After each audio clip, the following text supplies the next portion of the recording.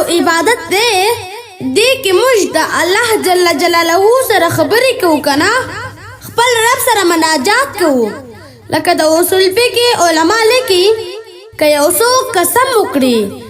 چې زه له خپل رب سره خبرې کوم په خپل قسم کې نه حنس کېږي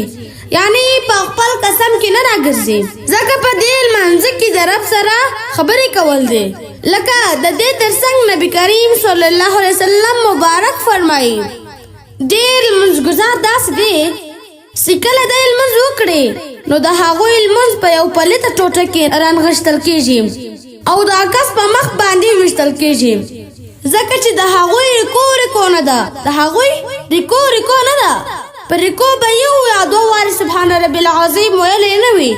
سر پرې پورته کړی وي کومه خو بالکل نشته چې د ریکو نه جګ ودرېږي او ووایي ربنا لک الحمد دا خو بالکل وایي نه ډایرکټ ولاړ شي سجدې ته او کله چې سجدې ته ولاړ شي یو وار او دوه واره یې سبحان رب العلا نه یې ویلې ډایرکټ بلې سجدې ته ولاړ شي ناسته خو نشته چې کښېني په اطمینان سره او بیا بلې سجدې ته ولاړ شي که زموږ رکوګانې او لمونځونه داسې وي نو د الله جل جلاله په دربار کې به زموږ لمونځونه څنګه قبول شي